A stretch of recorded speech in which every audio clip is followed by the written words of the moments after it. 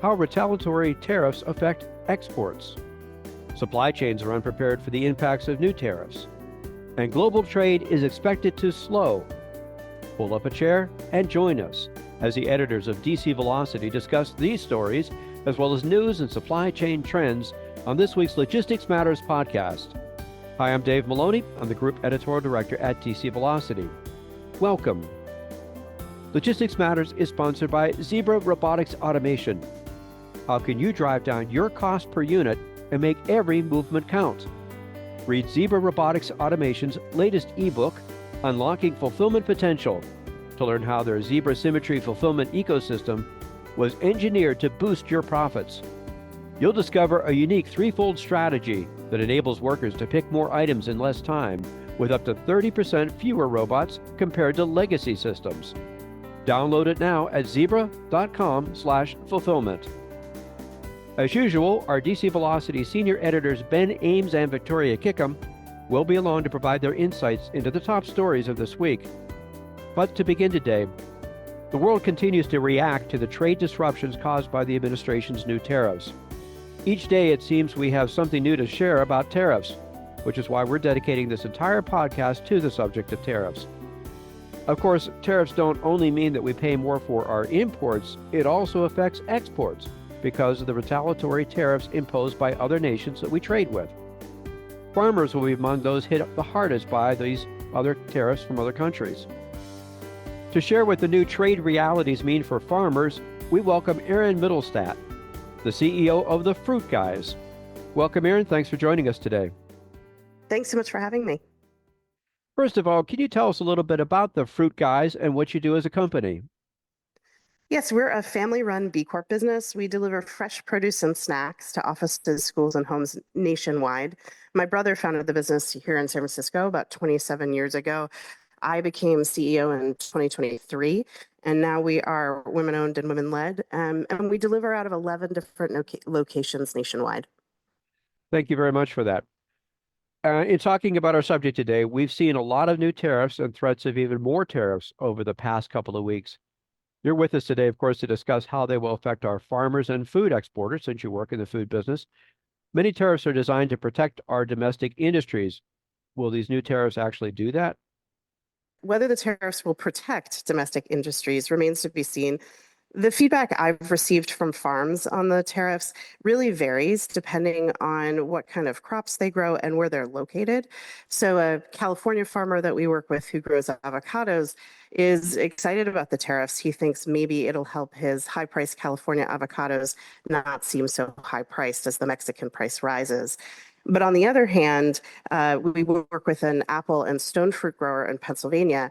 He doesn't export product himself, but he's worried about the effects of the tariffs on exports, because if Washington apples can't be exported or aren't being bought as much because of political reasons internationally, then the US market becomes flooded and then the price of apples drops. So and that sets the price for his product. So he's worried about the export market, as you mentioned, and just if the U.S. market is flooded, how that affects his prices.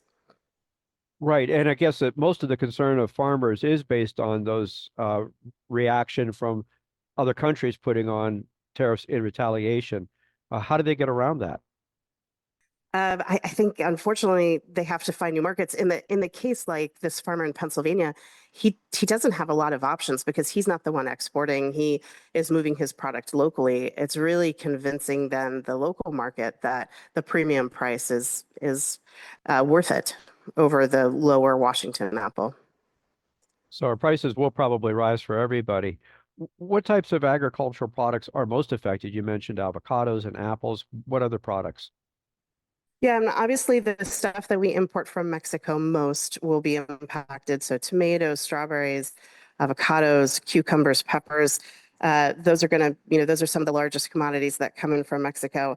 I was actually surprised to see 90% of the avocados we eat in the US are actually from Mexico. So that's a really big one. And then certainly outside of the produce industry, other things like meat and dairy, a lot of grains are exported from the US. So there'll be other sectors hit as well. And of course, you talked about the imports coming from Canada and Mexico, but we also export a lot of food to both of those countries. How will that be affected? Yeah, I think we're going to see challenges. You know, we work with a farm in California who last year couldn't move everything domestically and started exporting to Canada.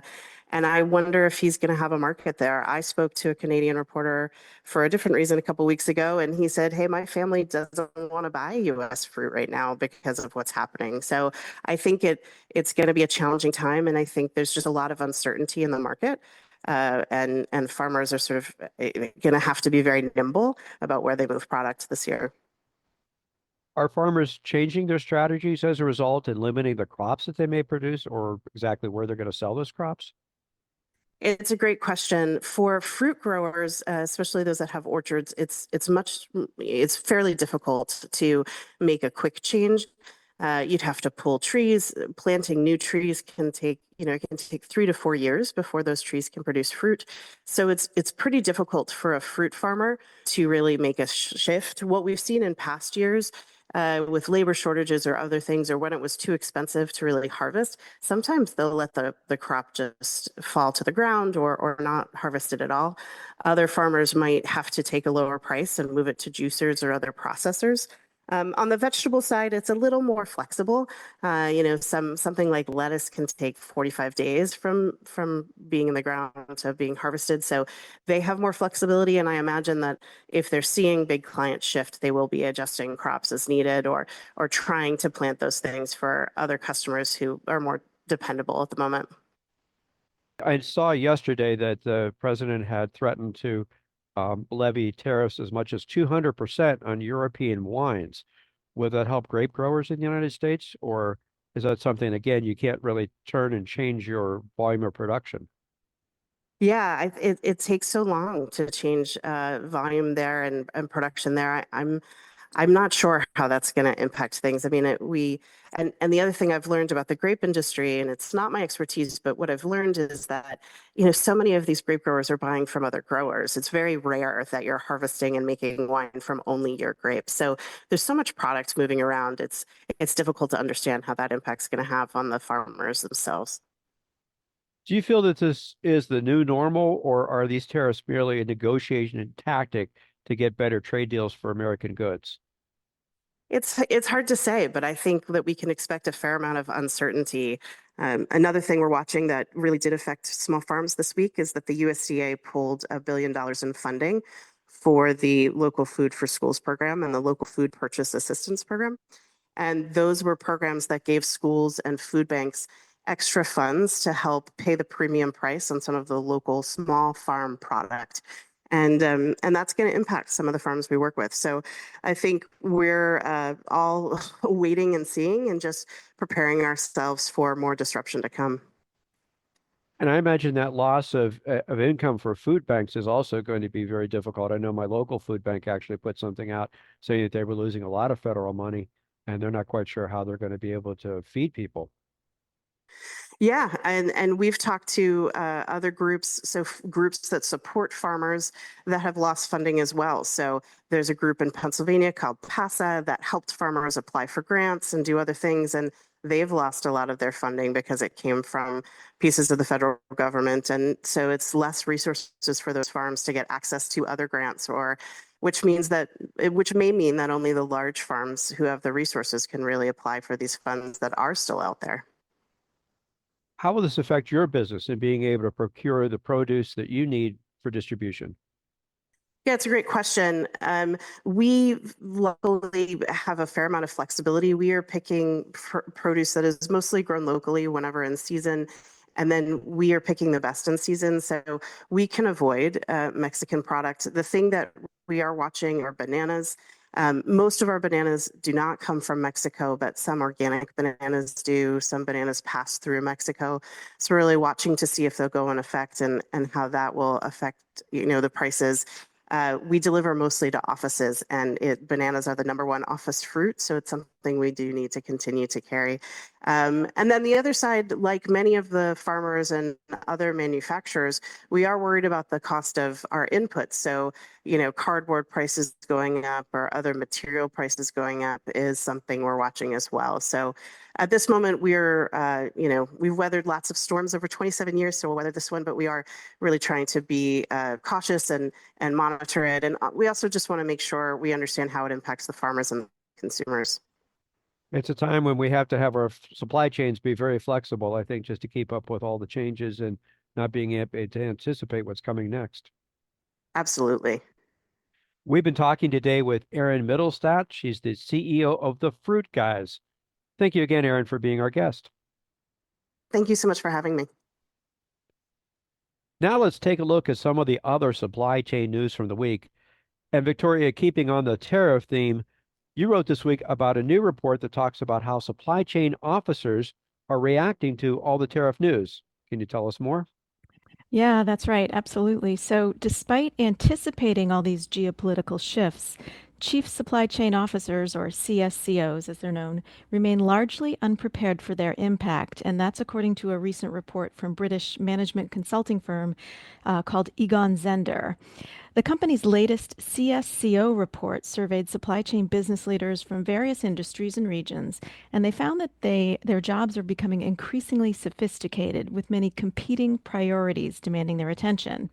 And as a result, just 15% of the CSCOs that were surveyed reported feeling prepared for the impact of trade policy changes, such as tariffs.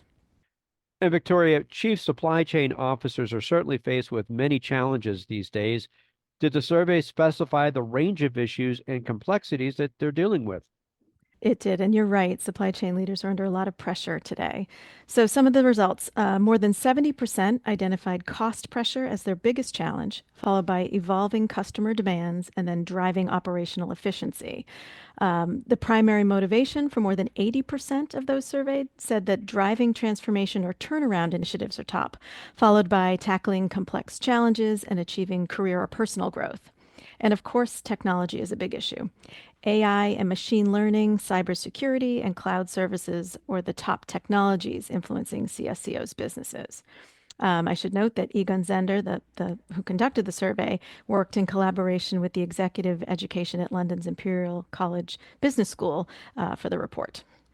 Well, as we've said before, Victoria, most supply chains run on predictability, and that's something that the tariffs have definitely overturned in the past few weeks. Very little predictability now. Yeah, absolutely, and they're dealing with a lot and feeling the consequences in those supply chain parts of the business. Lots of complexity. Thank you, Victoria. You're welcome. And Ben, again, keeping to the theme of tariffs that we have for this podcast, you reported this week on the reaction about these new tariffs from a major freight carrier. What are they saying? Yeah, that's right. And our guest this morning talked about the impact of these rising tariffs from some producers' point of view, which is the shippers. But the report that I saw this week studied what these tariffs might mean from freight carriers' point of view. After all, boosting tariffs means adding a tax on U.S. companies that import those goods. So either they'll source less of those things from that country, or consumers will buy less of them because of higher prices on the shelves that might get passed along. Either way, freight carriers wouldn't be happy because they would be hauling less cargo. But the study this week from DHL, the carrier, and New York University found that the impact might not be so bad. First of all, they predicted that global trade will still grow, although at a, quote, much slower pace. And that's because if you're an international carrier, the situation looks better than if you're a domestic U.S. carrier. DHL said that there's still significant potential for trade growth in advanced and emerging economies worldwide. And they said it's impressive to see how those international trade partners continue to withstand incredible challenges from, of course, the 2008 financial crisis and the COVID pandemic, now moving on to tariffs and geopolitical conflicts. Well, Ben, that's an interesting distinction. Did the researchers say why they were optimistic that global trade will continue to be strong? Yeah, talking about that continued strength for global as opposed to domestic carrying, they gave three specific reasons. So DHL said that first, most countries continue to pursue trade as a key economic opportunity.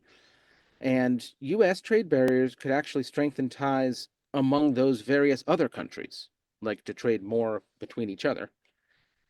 Second, many of Trump's tariff threats may end up different than originally proposed, or perhaps delayed to prevent spikes in domestic inflation. And third, the U.S. share of world imports currently stands at 13%, and its share of exports is 9%. So DHL pointed out that those are big numbers and enough for U.S. policies to have substantial effects on other countries, but we don't have a big enough share of total world trade to actually unilaterally determine the future of those global trade volumes. And in fact, looking at that sort of broader picture outside the U.S., those DHL and NYU researchers even gave an idea where they thought global trade might look like it will grow best if these tariffs do really take effect. So between 2024 and 2029, they pointed out that there are 4 specific countries that rank among the top 30 of their forecast for both the speed of the growth rate and for the scale of the absolute amount of trade growth. And so those 4 are India, Vietnam, Indonesia, and the Philippines. So, Ben, in other words, the other countries will continue to trade with each other, but maybe not trade as much with the United States as they have in the past. That's exactly what the forecast is looking like, yeah. Right, we'll have to see how it all plays out. We encourage listeners to go to dcvelocity.com for more on these and other supply chain stories. Also, check out the podcast notes section for some direct links to read more about the topics that we discussed today. And again, we'd like to thank Erin Mittlestaedt, the CEO of the FruitGuys, for being our guest. We welcome your comment on this topic and our other stories. You can email us at podcast@agilebme.com. We also encourage you to subscribe to Logistics Matters at your favorite podcast platform. Our new episodes are uploaded on Fridays. And a reminder, the Logistics Matters is sponsored by Zebra Robotics Automation. Are you tired of overpriced, underutilized autonomous mobile robot fulfillment solutions that drain your profits? It's time to switch to Zebra Robotics Automation. Their cutting-edge Zebra Symmetry fulfillment solution is engineered to reduce your cost per unit and give you that unbeatable competitive edge. Don't settle for less. Maximize your profits with Zebra. Discover the future of fulfillment at zebra.com/fulfillment. We'll be back again next week with another edition of Logistics Matters. Be sure to join us. Until then, have a great week.